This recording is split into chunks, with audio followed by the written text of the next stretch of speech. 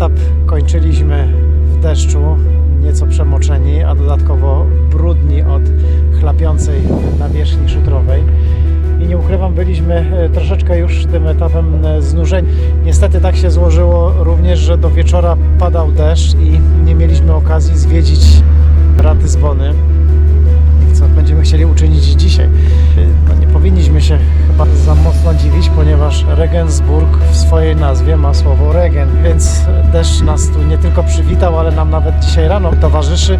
Co prawda to może nie jest jakiś wielki deszcz, bardziej taka angielska pogoda, ale już w znacznie lepszych nastrojach niż wczoraj ruszamy w dzisiejszą trasę. Troszeczkę pokręcimy się jeszcze po mieście i jedziemy dalej, ponieważ po południu znowu zapowiadane są intensywne deszcze.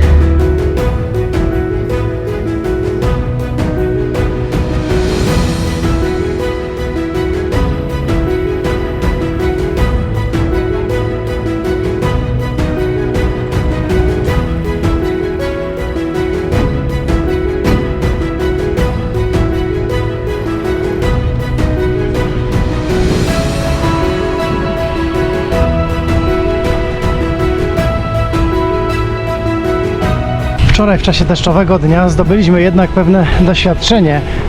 Mianowicie, jeśli zaczyna padać deszcz, zwłaszcza intensywny, to należy jak najszybciej opuścić nawierzchnię szutrową, dlatego że ona bardzo szybko rozmięka i przede wszystkim brudzi rowery, ubrania, no i wszystko, co wieziemy.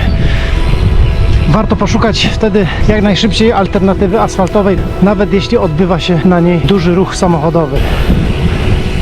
Na szczęście tutaj, tuż za Regensburgiem, mamy piękną asfaltową ścieżkę i ponadto nie pada deszcz, więc na razie takich dylematów nie mamy.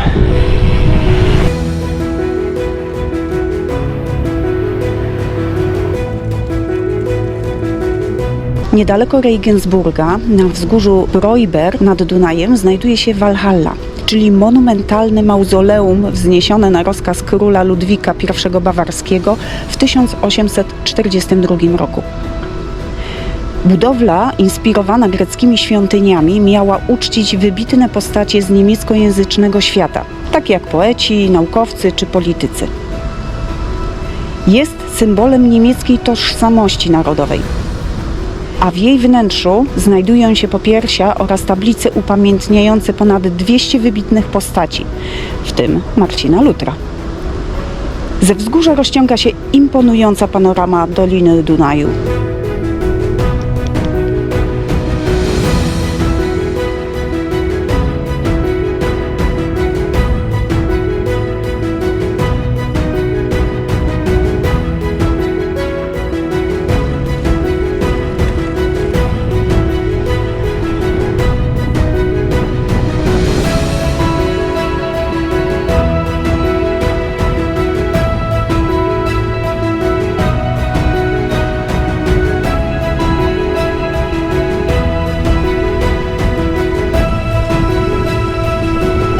Mniej więcej w połowie dzisiejszego etapu znajduje się małe miasteczko Wörth.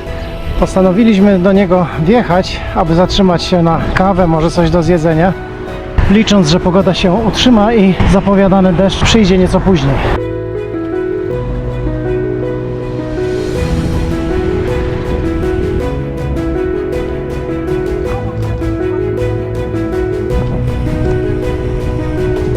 Nie chcę zapeszać, ale odkąd za Regensburgiem wjechaliśmy na ten główny szlak rowerowy wzdłuż Dunaju, to cały czas mamy nawierzchnię asfaltową. To jest ogromna odmiana w porównaniu do wczorajszego etapu, gdzie 80, może nawet 90% trasy to były szutry, a jak dały nam się we znaki, to już mówiłem poprzednio.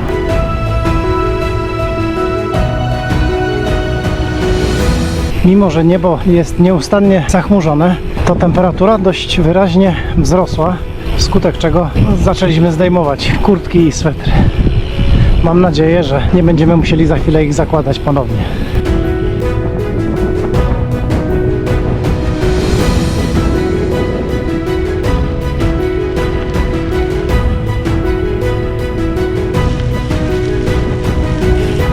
Dziesięć kilometrów przed końcem dzisiejszego etapu wjechaliśmy znowu na nawierzchnię szutrową.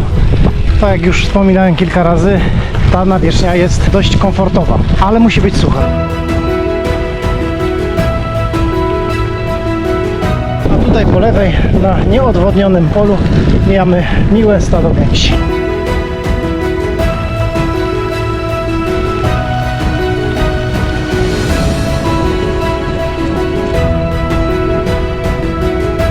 Pod koniec dzisiejszego etapu deszcz przypomniał o sobie. Co prawda jeszcze nie pada, ale już te ciężkie chmury zwiastują zbliżający się, przynajmniej przelotny deszcz.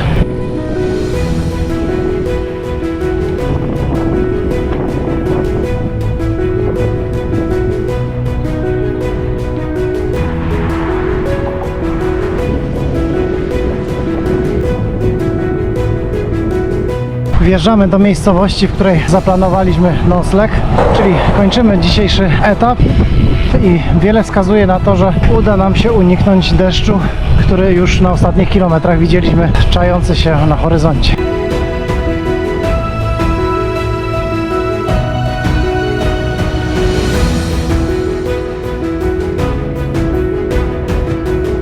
Dzisiejszy etap z Regensburga do miasta Straubing był przyjemną odmianą po wczorajszym deszczowym odcinku.